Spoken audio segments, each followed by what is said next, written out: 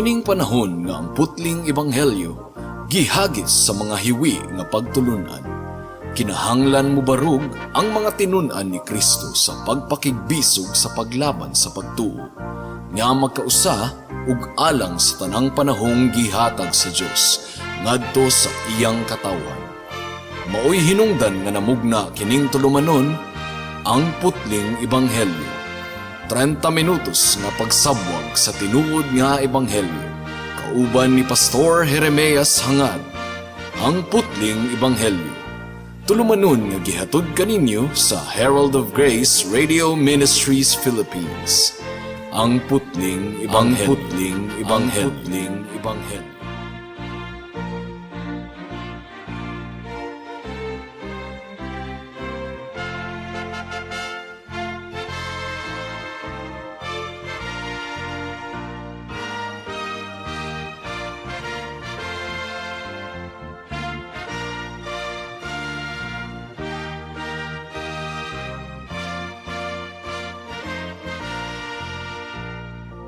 Mayong hapon, Dapitan City, Dipolog City, Zamboanga del Norte, Zamboanga Sibugay, Misamis Occidental ug kutob sa tanang gidala sa Ginoo sa pagpaminaw niining atong programa nga giuluhan og ang putling ebanghelyo.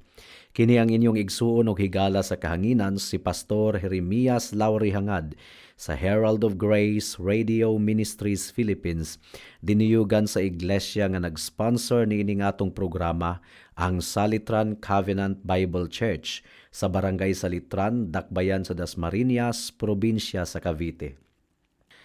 Ang atong teksto ning takna sa kahaponon makita sa Roma Kapitulo 1, versikulo 14. Ang giingon diri, kay may katungdanan ako alang sa tanang katawhan, sa mga Griego ug sa mga dili Griego, sa mga maalamon ug sa mga walay alamag.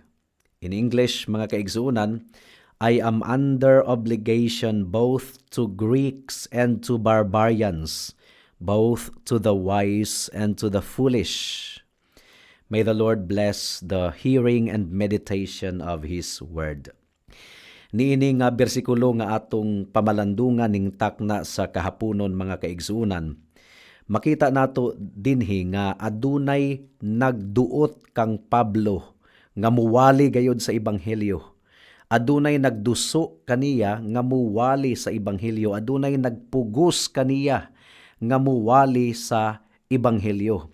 Gi-emphasize ni Pablo ang pagbati kining gabaga-baga sa iyang kinasuluran. Conscious gyud siya nga aduna gyoy gaduot kaniya sa iyang kasing-kasing ug tibuok kalag nga iwali ug isangyaw ang ebanghelyo bisag asa pa siya muadto.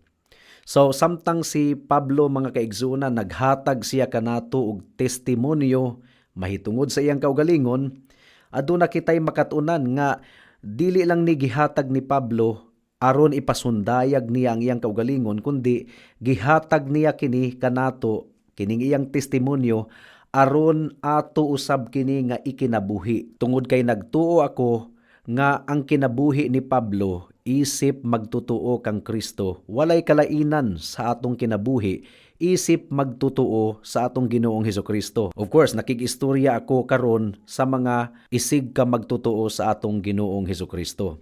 Dili kita pareho ni Pablo nga apostol, posible nga dili ka pastor or dili ka magwalali igsoon, apan kung tinuod ikaw nga nakaila sa atong Ginoong Hesukristo, ma-apply nato sa atong kinabuhi kining prinsipyo sa kinabuhi ni Apostol Pablo. Kitang tanan actually gitawag sa Ginoo aron mo paambit sa ebanghelyo. Kung na-realize nato nga kita tinuod gayod nga Kristohanon ug kung naangko nato ang grasya sa kaluwasan nga libre pinaagi sa atong Ginoong Hesukristo. So paminawo nato og utro ang giingon diri sa bersikulo 14. Paul says, I am a debtor both to the Greeks and the barbarians. Debtor. Kung sa Bisaya pa, si Pablo kuno utangan. Utangan si Pablo ngadto sa mga Griego ug ngadto sa mga dili Griego, mga barbaro. Pero sa Bisaya nga translation, ang atong girender diri is, kay may katungdanan ako alang sa tanang katawhan, sa mga Griego ug sa mga dili Griego. So adunay katungdanan si Pablo. Di ba kita kung utangan ta, obligado gayud kita nga mobayad. Si Pablo aduna siya'y katungdanan nga isangyaw ang ebanghelyo sa tanang matang sa mga tawo, both Greeks and barbarians, sa mga maalamon ug sa mga walay alamag. Bersikulo 15, busa dako ang akong tinguha sa pagwali usab sa maayong balita nganha kaninyo nga nagpuyo sa Roma. Kay dili nako ikaulaw ang ebanghelyo tungod kay kini mao ang gahom sa Dios ngadto sa kaluwasan alang sa tanang mutuo. Obligado gayod si Pablo. He is bound by duty. There is a necessity for him to do something. Mo kini meaning sa bersikulo 14. Pulong kini nga nagadescribe sa gikinahanglanon gayod, giimpusar ngadto kang Apostol Pablo sa atong buhi nga Dios, nga kinahanglan gayod nga musangyaw siya sa ebanghelyo. Nagtuo ako mga kaigsuonan nga kung ikaw ug ako tinuod nga Kristohanon, wala kitay excuse. Kinahanglan nga makabati kita og obligasyon sa atong kinasuluran nga musangyaw sa ebanghelyo ngadto sa mga tawo nga wala pa masayod niini. Gipakita ni Pablo kanato mga kaigsuonan nga aduna siya'y nabatunan nga kinahanglan niyang ipaambit sa uban. Aduna siya'y gikuptan, pero dili kini magpabilin nga siya lamang ang mukupot niini. Kinahanglan gayud kining ipaambit niya ngadto sa uban. And you know what, mga kaigsuonan, maayo kini nga description sa usa ka tinuod nga Kristohanon. Well, ang pangutana, unsa man ang gikuptan ni Pablo, unsa man ang iyang nabatunan nga kinahanglan niyang ipaambit ngadto sa uban. Well, una, nabatunan niya ang tinuod nga kahibalo. Usbon ko, nabatunan niya ang tinuod nga kahibalo, tinuod nga impormasyon. Ang usa ka tinuod nga Kristohanon, mga kaigsuonan, aduna siya'y nabatunan nga kahibalo nga wala mabatuni sa mga dili Kristohanon. It means that you know something and you can tell everybody else about this something. Tinuod kini, mga kaigsuonan, sa tanang Kristohanon. Ang giingon sa unang Pedro Kapitulo 3, be ready at all times to give a reason for the hope that is in you. Gisulti kini ni Pedro sa tanang mga magtotoo nga iyang gisulatan. Kinahanglan kunong mainandamon sila sa tanang higayon nga makahatag og katarungan sa paglaom nga ilang nabatunan. So in other words, dili ikaw mahimong tinuod nga Kristohanon kung wala ikaw nakabaton niini nga matang sa kahibalo. You can't be a Christian without knowing why you are a Christian. Dili pwedeng mahimo kang Kristohanon nga wa ka masayod sa rason nganong nahimo kang Kristohanon.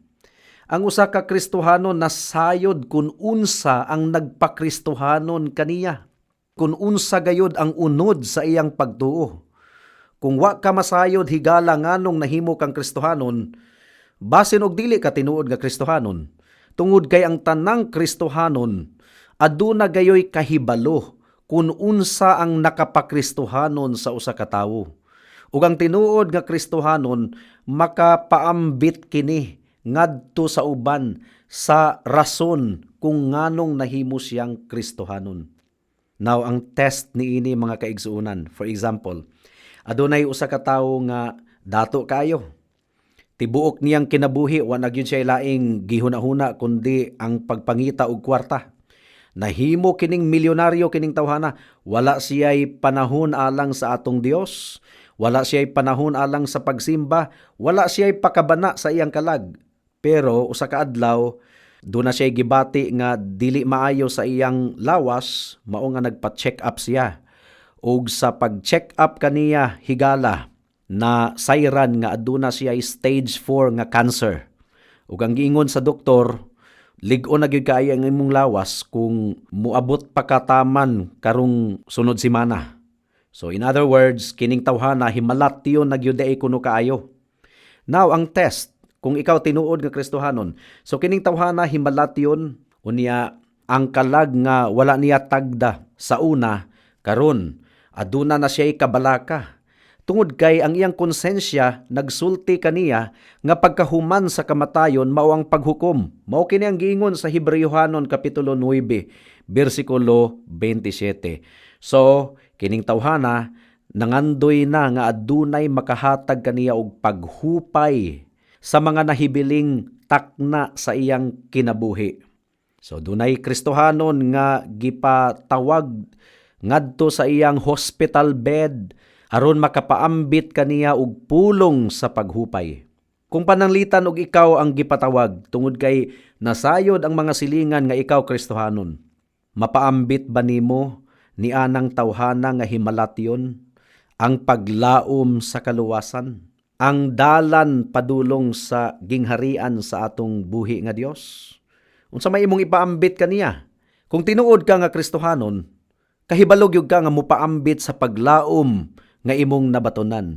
Kahibalog yug ka nga mupaambit sa paglaom sa kaluwasan ngadto sa usa ka tawo nga himalatyon. So that is the test. Unsa may imong isulti ni anang tawhana? Pag binuutan aron ka maluwas, buutan ka ng tawhana mo gani nga na milyonaryo siya tungod kay maayo siya og kinaiya.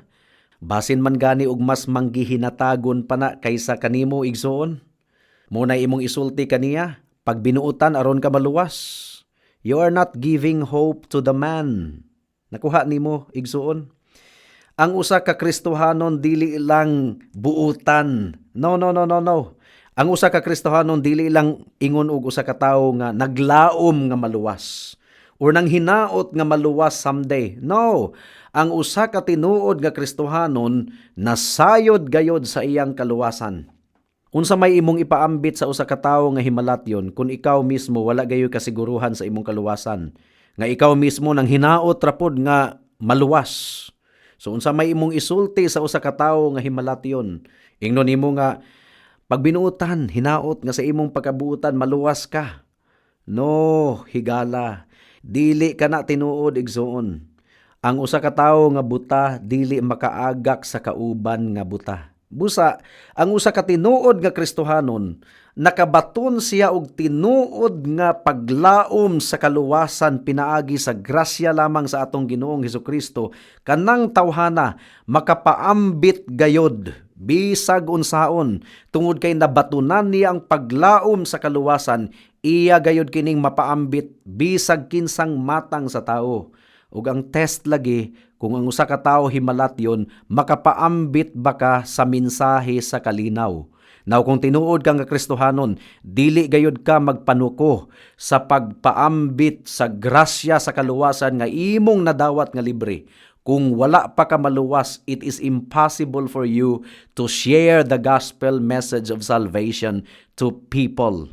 Higala, kinahanglang makabaton ikaw niini nga kahibalo. Dili pwedeng mahimo ikaw nga tinuod nga Kristohanon nga wala ka makabaton niini nga kahibalo, nga ikaw makasasala nahailalom sa kapungot ug sa tunglo sa atong buhi nga Dios. Nga ang imong pagkabuutan dili makaluwas nimo tungod kay ang imong pagkabuutan hugawng panaptong dinug-an lamang atubangan sa Dios. Nga wala nay laing makaluwas kanimo kundili si Hesukristo lamang. 100% God. Kay kung tawo lang si Kristo, wala siya gahom nga muluwas. Pero Dios siya nga nahimong tawo. Apan wala mawala ang iyang pagka-Dios. Kinahanglang mahimo siyang tinuod nga tawo aron siya mahimong qualified ingon nga atong representante. Siya ang miatubang sa Amahan in behalf of sinful people like that. Ang giingon sa Biblia, kung walay pag-agas sa dugo, walay kapasayloan sa sala. Maong nahimong tawo si Kristo aron makabaton og dugo ug unod nga iyang iula didto sa krus sa Kalbaryo aron kita mapasaylo sa atong mga kasalanan. Apan si Kristo wala nagpabilin sa kamatayon, nabanhaw siya pagkahuman sa ikatulo ka adlaw, isip pagpamatuod nga igo na ang sakripisyo nga iyang gibuhat didto sa cross, ug nga ang tanang mutuo ug musalig kaniya nga adunay paghinulsol sa kasalanan, dili gayud malaglag kundili adunay kinabuhing dayon. Mao kanay kahibalo nga kinahanglan nimong mabatunan higala aron ikaw mahimong tinuod nga magtotoo. Tungod kay ang tanang tawo gipakatawo ni ining kalibutana nga ang ilang nahibaw-an, ang ilang pagabuutan mo'y maluwas kanila. Mo ni ilang gituuhan nga gumikan sa ilang pagpaningkamot or pinaagi sa ilang pagpaningkamot, maluwas sila. That's a false knowledge. Garbo ka na. Ang tinuod nga kahibalo, nasayod nga ikaw makasasala ug dili ikaw makaluwas sa imong kaugalingon apan si Kristo pinaagi sa iyang kamatayon didto sa cross ug pagkabanhaw human sa tulo ka adlaw, gamhanan kayo nga muluwas sa tanang muduol ug mudangop kaniya alang sa libre nga kapasayloan sa tanang mga kasalanan past, present ug future. So si Pablo, makapaambit siya ngadto sa uban tungod kay aduna siya'y kahibalo nga nabatunan. We cannot share what we do not have. Unsa pa? Dili lang kahibalo ang nabatunan ni Pablo mga kaigsunan, kundili nasinatian gayod niya ang kaluwasan.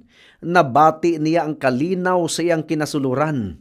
Nabati niya, naibtan siyag tunok. Kaniadto, wala siya'y kalinaw, apan tungod sa kahibalo ug tungod sa libre nga kaluwasan nga iyang nadawat, nabati niya ang kapasayloan, nabati niya ang kabag-uhan, nabati niya ang kalinaw. So dili lang teorya ang nabatunan ni Pablo, kundili kamatuuran gayod. Bisan pa og baliktad-baliktaron ang panghitabo, ang giingon ni Pablo, nailako ang gituuhan ko. Ug nasayod ko nga siya gamhanan nga mag-amping kanako ug magpalahutay kanako hangtod sa iyang pagbalik. Now, igsoon, are you able to give a reason for the hope that is in you? Andam ka ba sa pag-atubang sa imong Dios? So nasayra ni Pablo nga siya gipasaylo sa tanan niyang mga kasalanan pinaagi lamang sa dugo sa atong Ginoong Hesukristo. Napalong ang tunglo sa Dios ug kapungot pinaagi sa dugo sa atong Ginoong Hesukristo. Well, ikaduha, nakita usab nato sa testimonyo ni Pablo nga galunot-lunot gayod ang iyang pagbati. Hugot gayod kaayo ang iyang pagbati nga kinahanglan isangyaw niya ang mensahe sa ebanghelyo sa tanang matang sa katawhan. Ang giingon sa atong teksto, Greeks and barbarians. So kung dili ka Griego sa una, ikaw barbaro.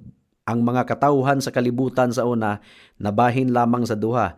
Ang mga Greeks, mga hambugero, kay mga manggialamon man kuno sila.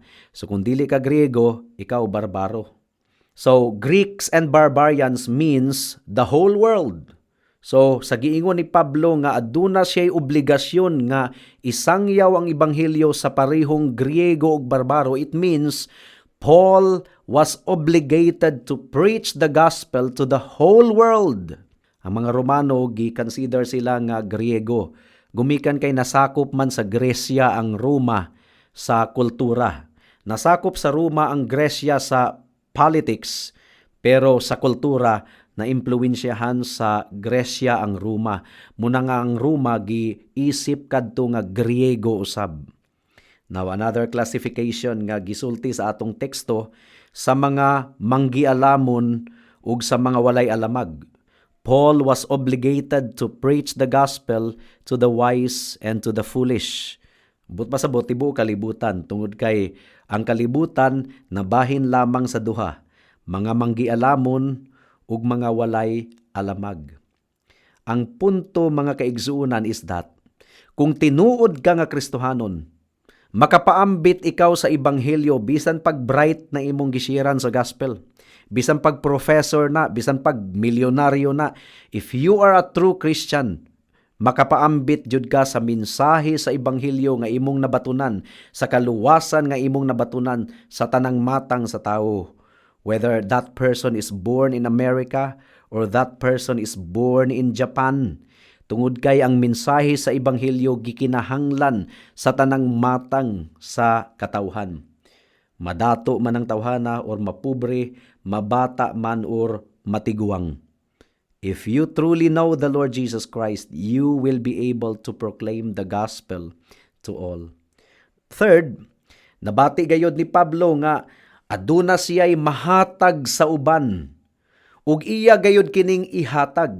Ni adtong college pa ko adunay ga lecture namo nga makasangyaw ra kuno ka sa mga construction worker kung mahimo pug kang construction worker at least for 3 months.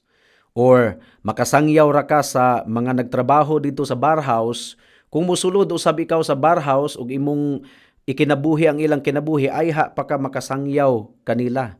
Makasangyaw ra pud kuno ka sa mga market vendors kung makauban nimo sila og pipila ka bulan. So mabati nimo ang ilang gibati, so qualified na ka nga musangyaw. Dili ka na tinuod higala. There is only one gospel nga gikinahanglan sa tanang matang sa tawo. Whether madato ka ng tawhana or mapubre, yano or adunahan, the same gospel should be proclaimed to all. Dili mausab ang mensahe sa Ebanghelyo. Mahimong mausab ang estilo sa Ebanghelyo. Siyempre, nagtudlo kita sa mga bata. Ang style pod sa atong tinudluan, pambata pod. Pero ang unod sa Ebanghelyo, pareho ra. Dili ka na mausab higala. Dili ka na mausab igsuon. So hinaot mga kaigsuonan nga pamalandungan gayud nato kining tanan. Tinuod ba gayud ikaw nga nakabaton sa kaluwasan, pinaagi sa grasya sa atong buhi nga Dios? Nasabtan ba nimo nga kung ang ubang mga tawo mamatay, nga wa gayud nila mailhi si Hesukristo ug wala nila madawat ang libre nga gasa sa kaluwasan, nga ang ilang kalag nagantos na karon sa impyerno? If you and I fully realize the state and condition of men and women in the world, dili ka mahiluna igsuon. Dili jud ka mahiluna kung dili nimo isangyaw ang Ebanghelyo ngadto sa tanang mga katawhan. Do you know and do you realize that people by the millions are going to hell daily because they do not know the Lord Jesus Christ? Ang usa ka tawo nga himalatyon, kung wa gyud niya mailhi ang atong buhi nga Dios, mabugtuan siya kinabuhi, walay duda, his soul will go to hell directly. And so kung ikaw tinuod gayud nga naluwas, mabati gayud nimo sa imong kinasuluran nga kinahanglang musulti ikaw, nga kinahanglang muabli ikaw sa imong baba ug isangyaw nimo ang mensahe sa kaluwasan niya ng tawhana. The need of others, as Paul knew and realized it, mao katoy nakapugos kaniya nga musangyaw gayud sa Ebanghelyo.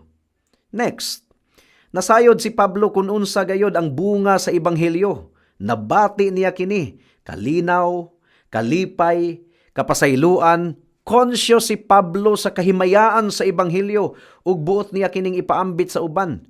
Ikaw gani kung makapalit ka og lami kayo nga cake, dili man gyud mapugnan nga imong i-advertise ang cake sa imong mga silingan. Kung makapalit ka og sukang pinakurat nga lami gayud kayong timpla, dili gayud mapugnan nga imong i-advertise kini.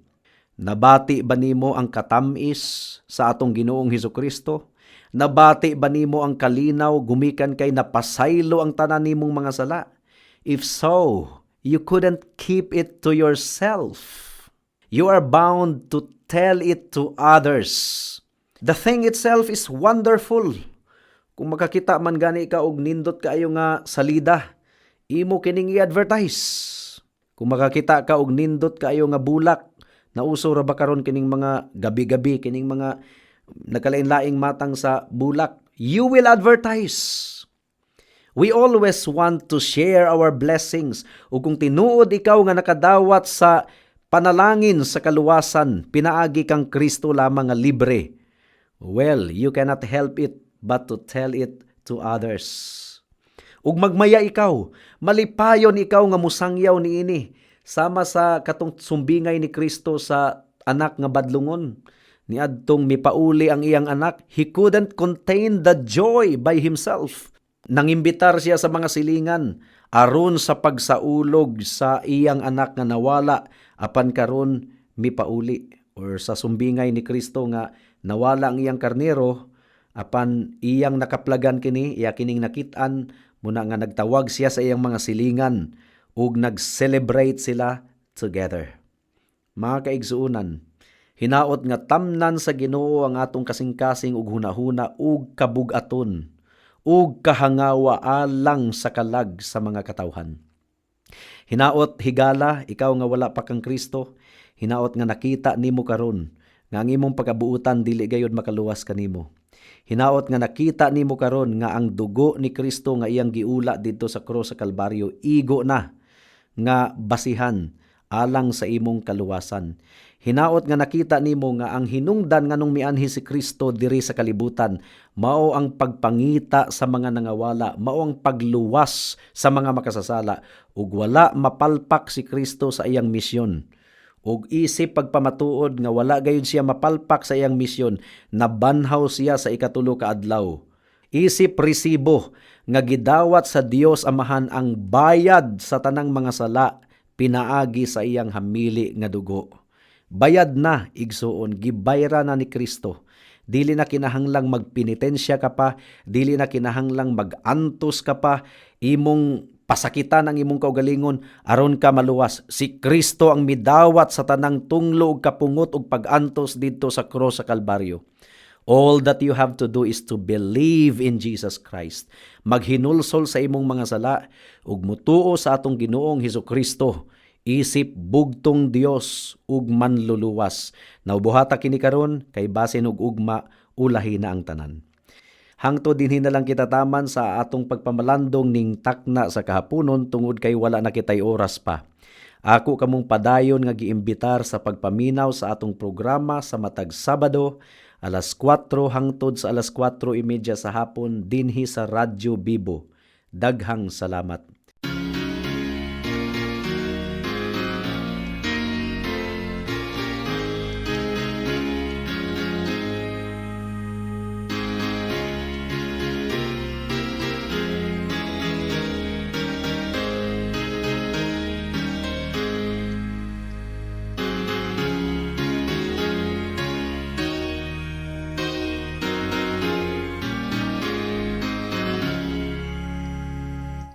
Ang langit nung dapit gibiyaan mo, ug sayo ta mianhi ka. Apan dito sa Bethlehem walay dapit, dapit nga kahigdaan mo. Jesus, may dapit ko nimo, ni ani ining dughan ko. Ang langit nung panon nagaawit man, nagmantala sa ngalan mo. Natao ka sa hilabihang kakabus, sa kahimtang nga ubos. Jesus, may dapit ko nimo, ni ani ining dughan ko. Miluog lang adunay puloy-an sa mga kalasangan. Apan yutang bantok ang gihigdan mo sa disyerto sa Galilee. Jesus, may dapit ko nimo, ni ani ining dughan ko. Buhing pulong ikaw nga mianhi man, paglukat sa katawhan mo. Ilang gikoronahan ikaw ug tunok, sa Kalbaryo nag-antos ka. Jesus, may dapit ko nimo, ni ani ining dughan ko. Ang langit nung dapit pagabuksan man, sa pagbalik mo Ginoo.